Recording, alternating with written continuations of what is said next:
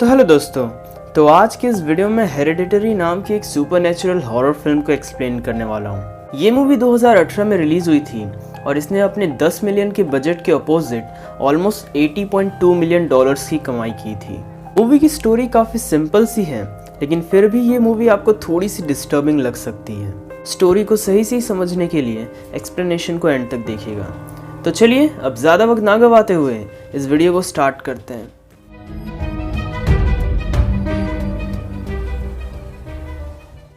तो सबसे पहले मैं उन कुछ मेन कैरेक्टर्स का इंट्रोडक्शन कर देना चाहूँगा जिन्हें हम इस पूरी मूवी में देखने वाले हैं। इनमें सबसे पहले आती है एलन नाम की एक बूढ़ी औरत, दूसरी है उसकी बेटी जिसका नाम है एनी। एनी एक मिनिएचर आर्टिस्ट होती है। एनी के 2 बच्चे होते हैं जिनका नाम है पीटर जो कि 16 साल का होता है और दूसरी का नाम चार्ली होता है जो 13 साल की होती है। एनी के हस्बैंड का नाम स्टीव है और सच कहूँ तो स्टीव का इस मूवी में काफ़ी कम रोल है। तो ये थे कुछ मेन कैरेक्टर्स जिनको हम पूरी मूवी में देखने वाले हैं। तो चलिए अब एक्सप्लेनेशन को स्टार्ट करते हैं। तो मूवी की शुरुआत में हम एलन का फ्यूनरल देखते हैं। एनी जो कि एलन की बेटी होती है वो अपने मॉम के बारे में कुछ बातें बोलती है। एलन के फ्यूनरल में कई सारे लोग आए होते हैं और इनमें से कई के बारे में तो उसकी बेटी एनी ही नहीं जानती थी। इस बात से हमें पता चलता है कि एलन काफ़ी रहस्यमयी औरत थी। एलन की डेड बॉडी पर एक लॉकेट होता है जिस पर अजीब सा साइन बना होता है। इस साइन को याद रखिएगा क्योंकि ये इस मूवी में काफ़ी इंपॉर्टेंट रोल प्ले करने वाला है। इसके बाद पूरी फैमिली घर आती है और हमें पता चलता है कि एलन की मौत होने के बावजूद भी इस फैमिली पे कुछ खास असर नहीं पड़ा होता है। रात को जब एनी चार्ली को सुलाने के लिए जाती है तो हमें पता चलता है कि चार्ली उसके ग्रैंडमा की सबसे फेवरेट थी। यहाँ तक कि बचपन में उसकी ग्रैंडमा ने ही उसका सबसे ज़्यादा ख्याल रखा होता है। लेकिन इन सब के बावजूद चार्ली बोलती है कि ग्रैंडमा हमेशा से चाहती थी कि चार्ली लड़का हो।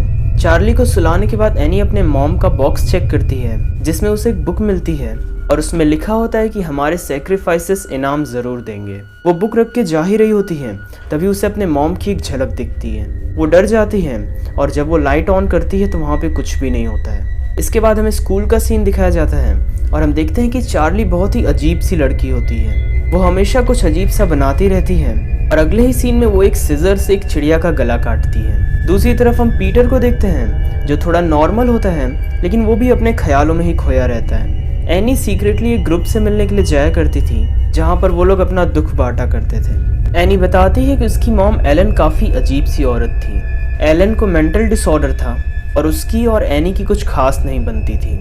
एनी ये भी बताती है कि उसके बड़े भाई ने 16 साल की उम्र में सुसाइड कर लिया था और उसका ये कहना था कि उसकी मॉम उसके अंदर किसी और को डालने की कोशिश कर रही है। सीन चेंज होता है और हम पीटर को देखते हैं। पीटर को एक पार्टी के लिए इनविटेशन आया होता है। पीटर अपनी मॉम से झूठ बोलता है कि कोई स्कूल इवेंट है और इसीलिए वो जाना चाहता है और इसीलिए एनी उसे फोर्स करती है कि वो चार्ली को भी अपने साथ ले जाए ताकि इसी बहाने चार्ली लोगों से थोड़ा बात करे।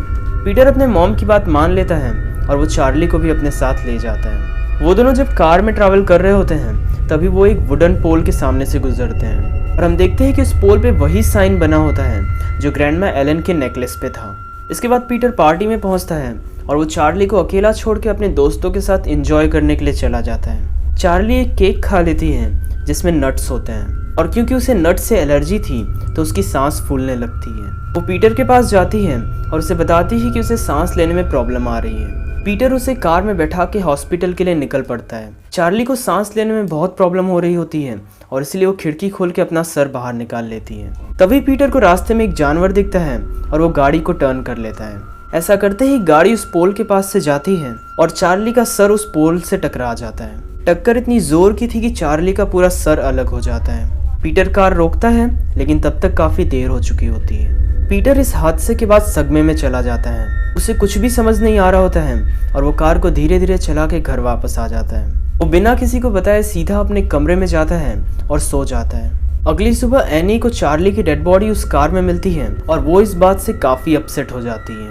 इसके बाद चार्ली का फ्यूनरल होता है और अब घर पे सभी लोग एकदम ही डिप्रेस्ड होते हैं। एनी अपना मन हल्का करने के लिए फिर से उस सीक्रेट मीटिंग में जाने की सोचती है। वहाँ पर वो जॉन नाम की औरत से मिलती है जो बताती है कि उसके भी बेटे और ग्रैंडसन की मौत हो चुकी है। वो एनी को अपना नंबर भी देती है ताकि जब भी उसे ज़रूरत पड़े तो वो उसे कॉल कर सके। एनी इस बात से काफ़ी अच्छा फील करती है और वो घर वापस आती है। घर पे हम पीटर को देखते हैं जैसे हर जगह चार्ली की प्रेजेंस फील हो रही होती है। अगली सुबह एनी जोआना से मिलने के लिए जाती है और वो उसके दरवाजे के सामने काफी सिमिलर सा डोरमैट देखती है। एनी जोआन को अपनी सारी प्रॉब्लम सुनाती है। वो बताती है कि उसे नींद में चलने की परेशानी है और जब पीटर और चार्ली छोटे थे तो उसने उन्हें स्लीप वॉक में ही मारने की कोशिश भी की थी।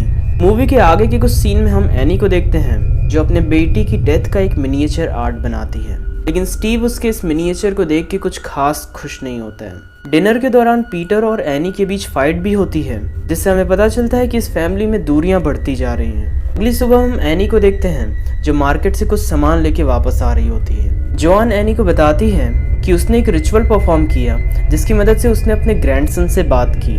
जॉन एनी को भी ये रिचुअल करके दिखाती है और एनी को भी उसके आसपास किसी की प्रेजेंस फील होती है। एनी इन सब से डर जाती है और वापस जाने लगती है। तभी जॉन उसे रोकती है और वो उसे एक पेपर देती है जिसके अंदर ये रिचुअल परफॉर्म करने की प्रक्रिया लिखी होती है। रात को जब एनी बेड पे होती है तो उसे ढेर सारी चींटियां आसपास दिखती हैं। वो उठती है और देखती है कि पीटर के पूरे मुंह पर चींटियां होती हैं, पर एकदम से पीटर उठता है और उसके ऊपर से सारी चींटियां गायब हो चुकी होती हैं। यहाँ पर एनी कुछ अजीब सी बातें बोल देती है, जैसे कि वो उसकी मॉम कभी बनना ही नहीं चाहती थी। ये सुन के पीटर काफी दुखी हो जाता है और एनी के भी एक्सप्रेशंस बहुत ही बदल चुके होते हैं। पर एकदम से एनी जागती है और हमें पता चलता है कि ये सब सिर्फ एक सपना था।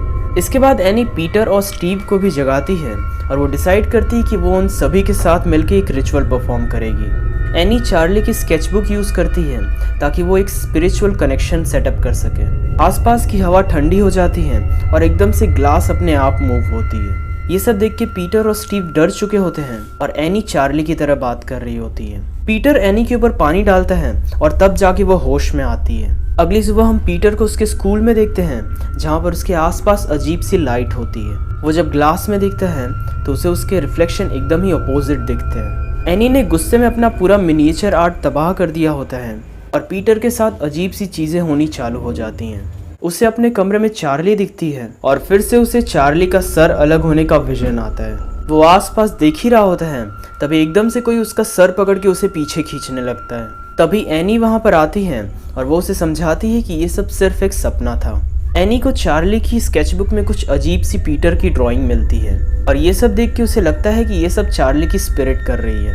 एनी डिसाइड कर लेती है कि वो इस बुक को तबाह कर देगी और इसलिए वो उसे जलने के लिए फेंक देती है। पर जैसे ही बुक जलनी चालू होती है वो देखती है कि उसके हाथ में भी आग लग गई होती है। वो अपने हाथ की आग बुझाने की कोशिश करती है लेकिन वो बढ़ती ही जा रही होती है।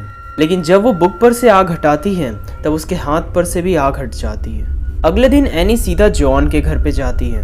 हम देखते हैं कि जॉन अपने घर पे नहीं होती है, लेकिन उसके घर में हर जगह कैंडल्स होती हैं। साथ ही साथ वो सिंबल होता है जिसके बारे में मैंने आपको बताया था।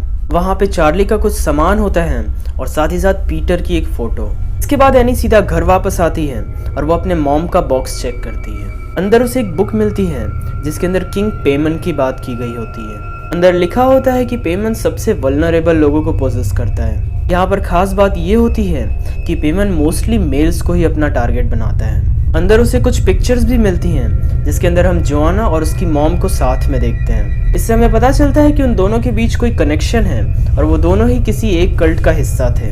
इसके बाद एनी एटिक चेक करती है जहाँ से ढेर सारी मक्खियाँ बाहर निकलती हैं। अंदर उसे एलन की डेड बॉडी मिलती है जिसे उसके कब्र से बाहर निकाला गया होता है। उसके पास एक कैंडल होती है और साथ ही साथ दीवार पे वही वाली साइन बनी होती है।